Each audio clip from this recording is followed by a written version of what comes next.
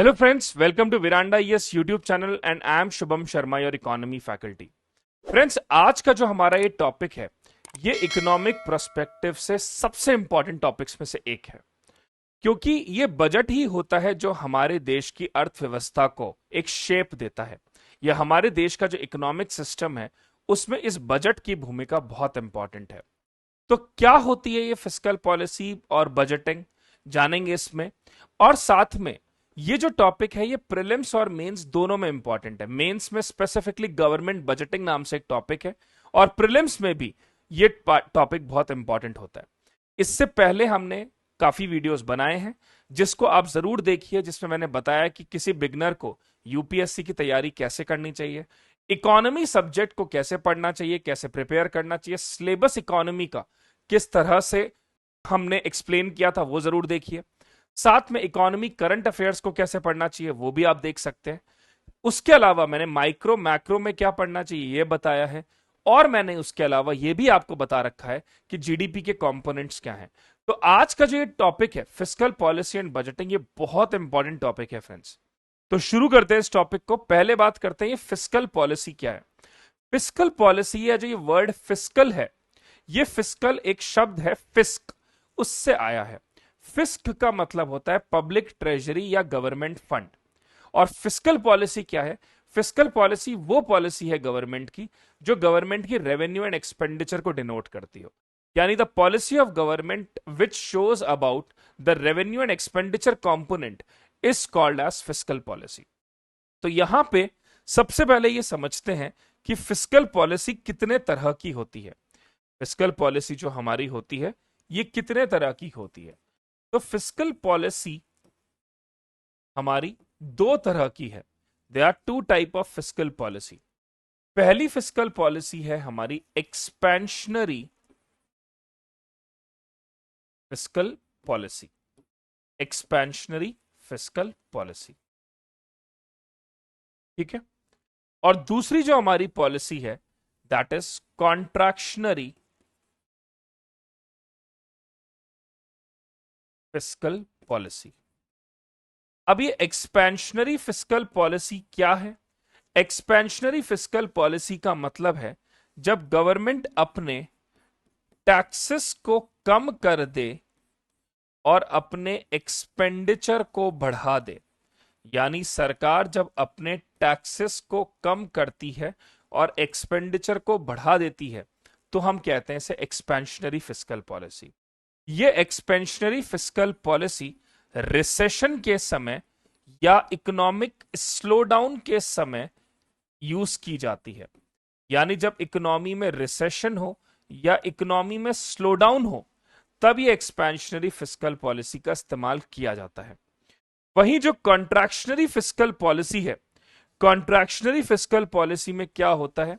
Contractionary fiscal policy में government अपने expenditure को कम करती है, गवर्नमेंट अपने एक्सपेंडिचर को कम करती है और अपने टैक्सेस को इंक्रीज कर देती है।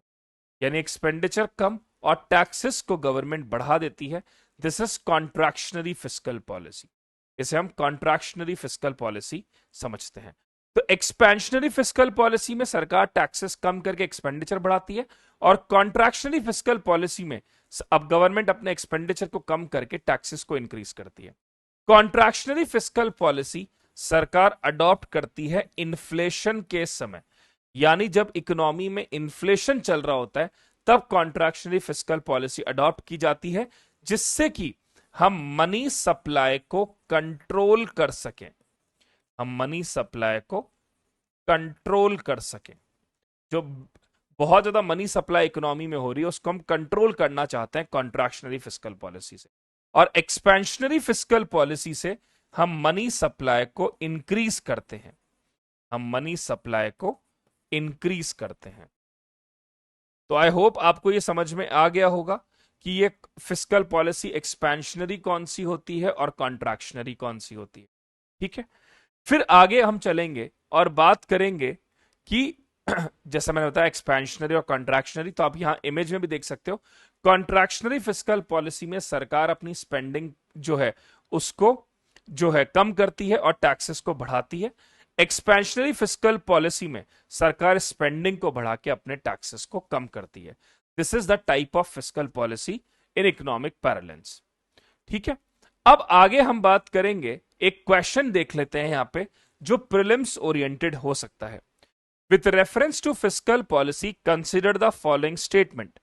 Expansionary fiscal policy involve increasing government expenditure और reducing taxes to stimulate growth. तो एक्सपेंशनरी फिस्कल पॉलिसी में सरकार एक्सपेंडिचर बढ़ाती है और टैक्सेस कम करती है, ये बिल्कुल सही स्टेटमेंट है। Contractionary fiscal policy is adopted during the period of economic slow down to boost aggregate demand. देखिए, कॉन्ट्रैक्शनरी फिस्कल पॉलिसी अडॉप्ट करी जाती है इकोनॉमिक स्लो डाउन में नहीं, जब इकोनॉमी में बहुत ज्यादा बूम आता है उसके लिए। तो ये स्टेटमेंट गलत हो गया। Expansionary fiscal policy can lead to higher fiscal deficit if not accompanied by proportional increase in revenue. अगर मान लीजिए सरकार जो है लगातार अपने एक फिस्कल पॉलिसी को एक्सपैंड ही करे जा रही है, तो उससे आगे जाके फिस्कल डेफिसिट हो सकता है अगर सरकार ने रेवेन्यू अर्न करने पे ज्यादा फोकस नहीं किया तो लॉन्ग रन में यह चीज बिल्कुल हो सकती है। तो 1 and 3 only is the correct answer of this question. ठीक है, चलिए अब हम बात करेंगे कंपोनेंट ऑफ बजट की। कंपोनेंट ऑफ बजट से पहले ये समझते हैं कि बजट के कंपोनेंट्स क्या क्या हैं। और ये जो बजट शब्द है ये हमारे संविधान में कहीं भी नहीं लिखा हुआ। हमारे कॉन्स्टिट्यूशन में जो वर्ड लिखा है वो है एनुअल फाइनेंशियल स्टेटमेंट। यानी कि आपको जो हमारे संविधान में शब्द दिखेगा वो दिखेगा एनुअल फाइनेंशियल स्टेटमेंट आर्टिकल 112 में। संविधान का जो अनुच्छेद 112 है, आर्टिकल 112 है, वो बात करता है एनुअल फाइनेंशियल स्टेटमेंट की। अब ये एनुअल फाइनेंशियल स्टेटमेंट दो पार्ट में डिवाइडेड है। एक है रेवेन्यू बजट, यानी कि सरकार के day to day short term revenue और एक्सपेंडिचर, और दूसरा है कैपिटल बजट। कैपिटल बजट का मतलब सरकार के लॉन्ग टर्म एक्सपेंडिचर और रेवेन्यू। यानी कि एनुअल फाइनेंशियल स्टेटमेंट आर्टिकल 112 में मेंशन है, जिसमें दो चीजें आती है, रेवेन्यू बजट और कैपिटल बजट। रेवेन्यू बजट बात करता है सरकार के शॉर्ट टर्म इनकम और एक्सपेंडिचर की, और कैपिटल बजट बात करता है सरकार के लॉन्ग टर्म इनकम और एक्सपेंडिचर की। फिर रेवेन्यू बजट भी फर्दर क्लासिफाई होता है रेवेन्यू रिसीट और रेवेन्यू एक्सपेंडिचर में। रेवेन्यू एक्सपेंडिचर में उसी तरह से कैपिटल बजट भी दो पार्ट में डिवाइड होता है। एक होती है capital receipt,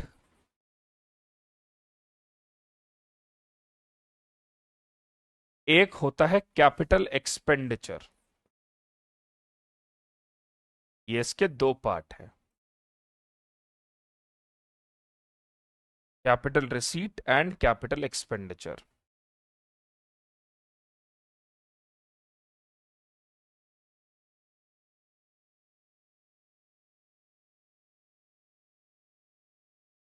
These are its two part। फिर रेवेन्यू रिसीट को भी हम दो पार्ट में डिवाइड करते हैं। एक होती है टैक्स रेवेन्यू रिसीट, जो सरकार को टैक्स से मिलती है, और दूसरा होता है नॉन टैक्स रेवेन्यू रिसीट, जो टैक्स के अलावा सरकार को गेन होता है। मतलब टैक्स के अलावा जो सरकार की इनकम होती है, that is non tax revenue receipt. वही कैपिटल रिसीट के भी दो पार्ट हैं। एक होती है debt creating capital receipt. Debt creating मतलब जो सरकार को के ऊपर एक डेट क्रिएट करे, दैट इज डेट क्रिएटिंग। और दूसरी होती है non debt creating. Non debt creating का मतलब जिससे गवर्नमेंट के ऊपर किसी तरह का डेट क्रिएट नहीं होता। अभी इनको हम फर्दर क्लासिफाई भी करेंगे ताकि आपको ये चीजें और अच्छे से समझ में आए।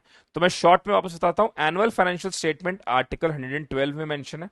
रेवेन्यू बजट, कैपिटल बजट दो पार्ट है। रेवेन्यू बजट के दो पार्ट है, रेवेन्यू रिसीट, रेवेन्यू एक्सपेंडिचर। फिर रेवेन्यू रिसीट में भी दो पार्ट आते हैं, टैक्स रेवेन्यू रिसीट और non tax revenue receipt. Capital budget long term के लिए होता है, तो कैपिटल रिसीट लॉन्ग टर्म की income, capital expenditure long term की एक्सपेंडिचर। फिर कैपिटल रिसीट में डेट क्रिएटिंग, जो सरकार के ऊपर डेट क्रिएट करे, और दूसरा नॉन डेट क्रिएटिंग। चलिए अब एक एक करके हम इन पे बात करते हैं। सबसे पहले बात करते हैं रेवेन्यू रिसीट की। रेवेन्यू रिसीट में पहले हम बात करेंगे नॉन टैक्स रेवेन्यू रिसीट की। What are the non tax revenue receipt? तो अगर हम नॉन टैक्स रेवेन्यू रिसीट की पहले बात करें तो ये नॉन टैक्स रेवेन्यू रिसीट कौन सी होंगी, इस पे भी बात कर लेते हैं कि what are the non tax revenue receipt. तो देखिए, what are the non tax revenue receipt? Non tax revenue receipt, ये नॉन टैक्स रेवेन्यू रिसीट में क्या आता है? नॉन टैक्स रेवेन्यू रिसीट मतलब सरकार की वो इनकम जो शॉर्ट टर्म नेचर की है लेकिन टैक्स के अलावा है। तो देखिए, इसमें सबसे पहले आता है इंटरेस्ट रिसीव। इंटरेस्ट रिसीव, मान लीजिए भारत सरकार ने किसी कंट्री को लोन दिया और उस कंट्री से इंडिया को इंटरेस्ट मिल रहा है, तो that is non tax revenue receipt. For example, let's say India ने जापान को लोन दिया मान लीजिए, और जापान हमें इंटरेस्ट पे कर रहा है उसके लिए, that is non tax revenue receipt. दूसरा क्या होगा इसमें? Fees, penalty and fine. Government of India को आप फीस पे कर रहे हो, आप यूपीएससी का फॉर्म भर रहे हो, उसके लिए आप फीस पे कर रहे हो, वो गवर्नमेंट की नॉन टैक्स रेवेन्यू रिसीट है। पेनल्टी, आपने रेड लाइट जंप कर दी, उसके लिए आपको पेनल्टी पे करनी पड़ रही है। फाइन, अगर आपने बिजली का बिल एक तय डेट तक नहीं पे किया तो उसके ऊपर आपके ऊपर फाइन या पेनल्टी लग सकता है, यह भी गवर्नमेंट की नॉन टैक्स रेवेन्यू रिसीट है। तीसरी, डिविडेंड इनकम। डिविडेंड इनकम, मान लीजिए सरकार के जो शेयर्स हैं, सरकार ने जो शेयर्स होल्ड कर रखे हैं, उन शेयर्स पे गवर्नमेंट को डिविडेंड मिल रहा है, that is also non tax revenue receipt. Grant income, grant income, मान लीजिए ग्रांट के फॉर्म में कोई इनकम मिल रही है, कहीं से ग्रांट मिल रहा है शॉर्ट टर्म का, that is also kind of non tax revenue receipt. तो ये सारी चीजें नॉन टैक्स रेवेन्यू रिसीट में आती हैं। That means a form of income the government receive for short duration. Next होता है रेवेन्यू एक्सपेंडिचर। रेवेन्यू एक्सपेंडिचर मतलब सरकार का डे टू डे एक्सपेंडिचर। अब डे टू डे एक्सपेंडिचर में क्या क्या चीजें आएंगी ये भी देख लेते हैं। रेवेन्यू एक्सपेंडिचर,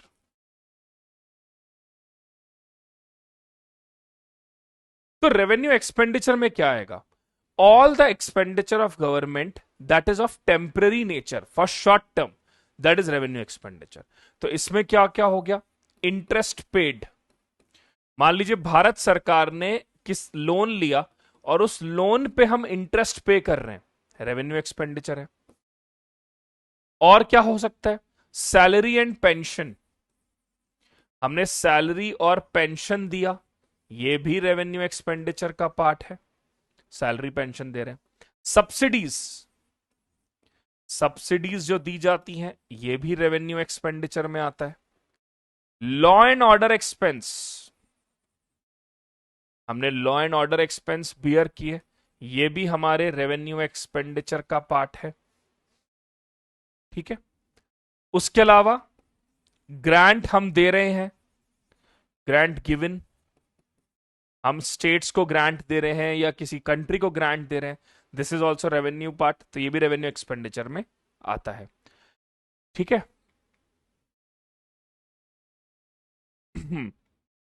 चलिए अब इस पे क्वेश्चन है, इस क्वेश्चन को अटेम्प्ट करिए। क्या है ये question? Which of the following statement correctly distinguish, अच्छा एक सेकेंड, उस क्वेश्चन में शायद इनकरेक्ट पूछा था। हाँ नहीं नहीं, करेक्ट ही है। हाँ, which of the following statement correctly distinguish between revenue receipt and revenue expenditure in context of government budgeting? Select the incorrect answer. Revenue receipt do not create any liability or led to reduction in government asset. ये बिल्कुल सही statement है। Revenue receipt जो सरकार को मिलती है उसमें सरकार के लिए कोई लाइबिलिटी ना तो क्रिएट करती है ना ही गवर्नमेंट के एसेट्स को रिड्यूस करती है, तो ये स्टेटमेंट सही है। Revenue expenditure lead to creation of asset और रिडक्शन इन लाइबिलिटी। अब रेवेन्यू एक्सपेंडिचर तो क्या है? एक शॉर्ट टर्म का एक्सपेंडिचर है, तो वो एसेट कैसे क्रिएट कर देगा?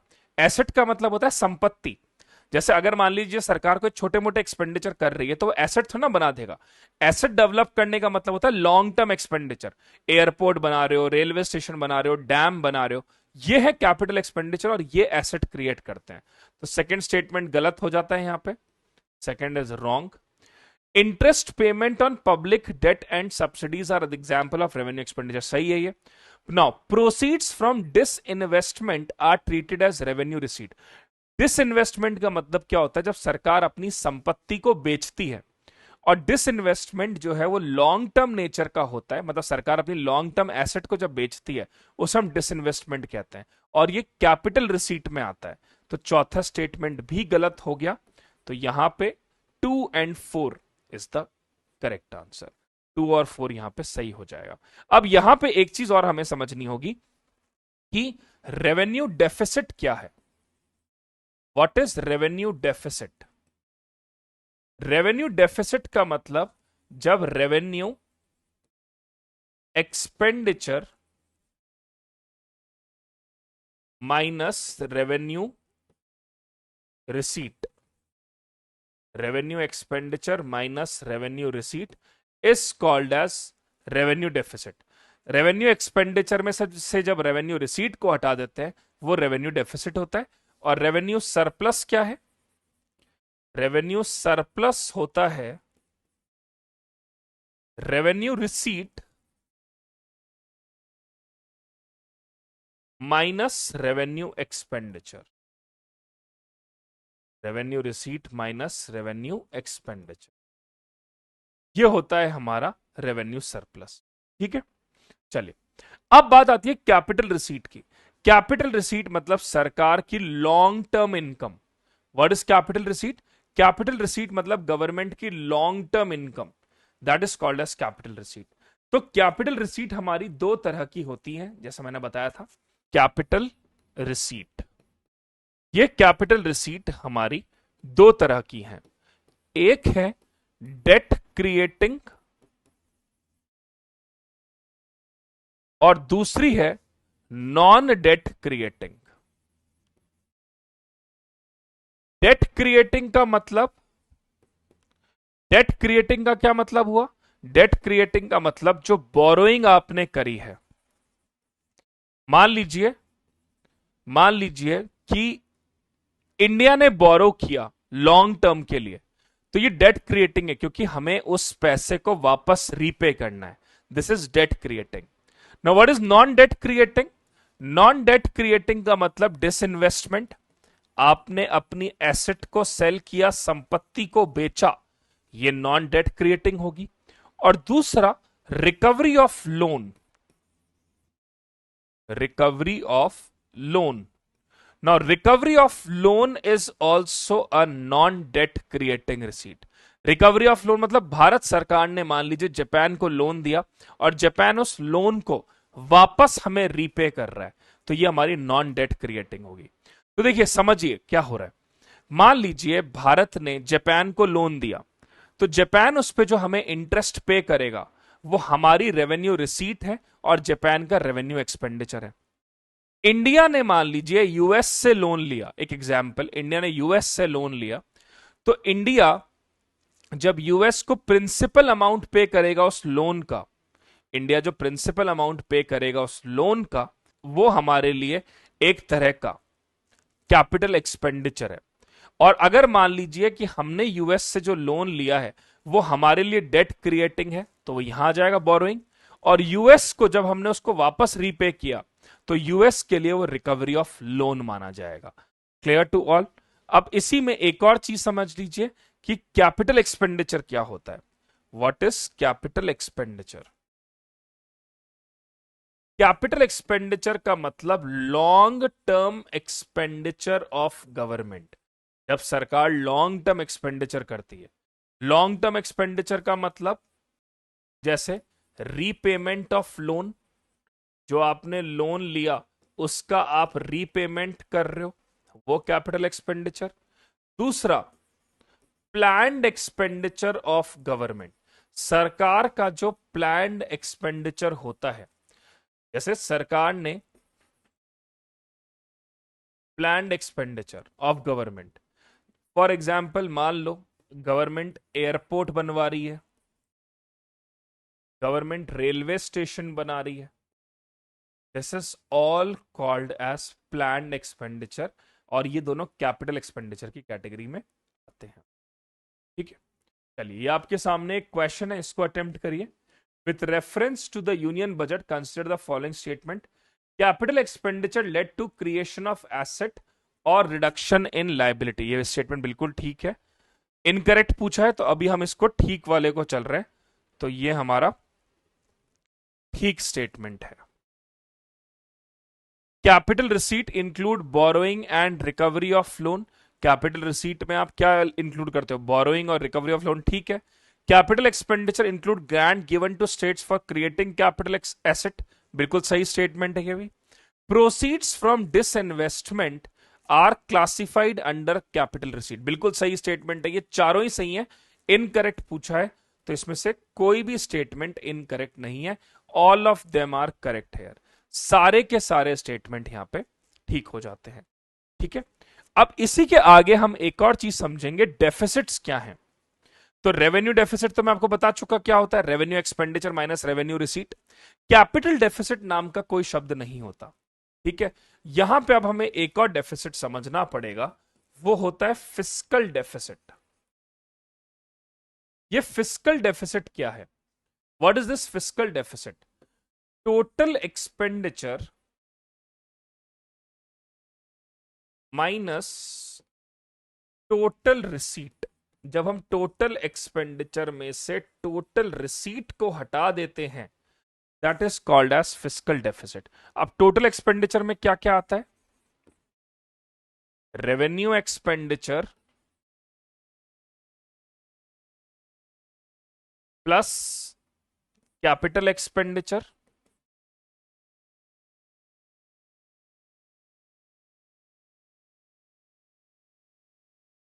और टोटल रिसीट में क्या आती है? Revenue receipt plus capital receipt.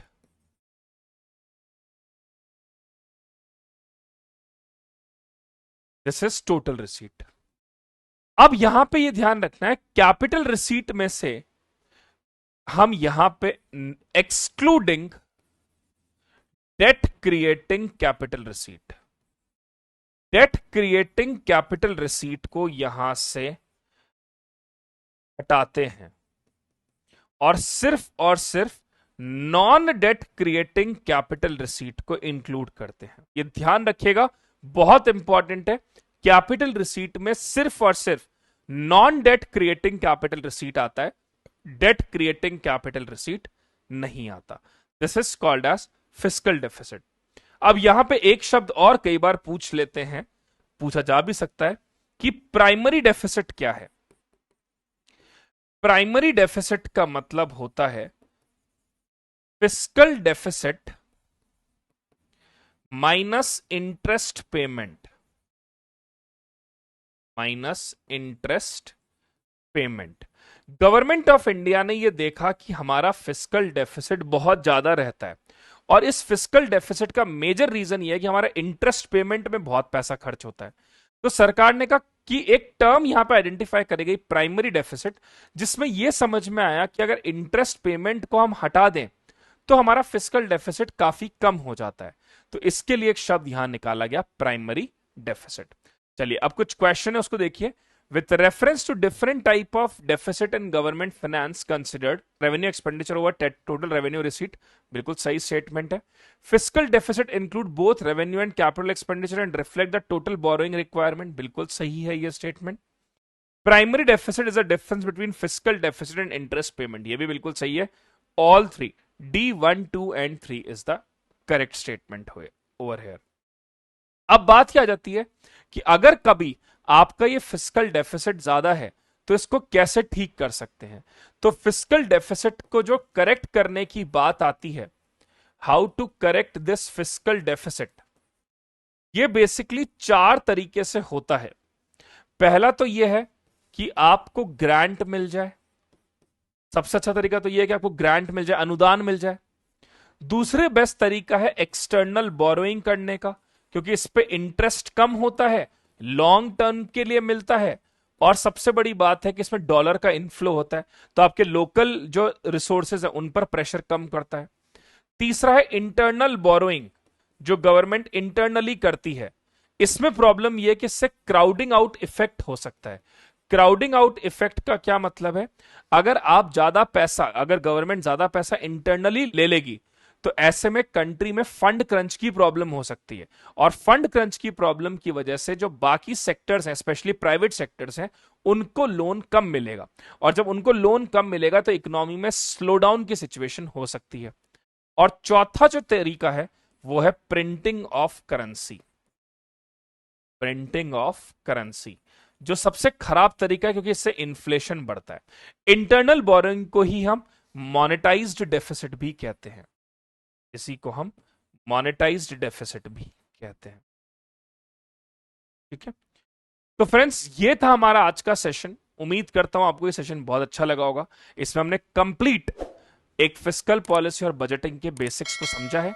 अगर आपको ये सेशन अच्छा लगा है तो प्लीज लाइक करिए, शेयर करिए, कमेंट करिए, और साथ में इस चैनल को सब्सक्राइब जरूर करिए, क्योंकि ऐसे बहुत सारे वीडियोस हम आगे और भी लेके आने वाले हैं, जिससे आपकी इकोनॉमी के बेसिक्स क्लियर होंगे।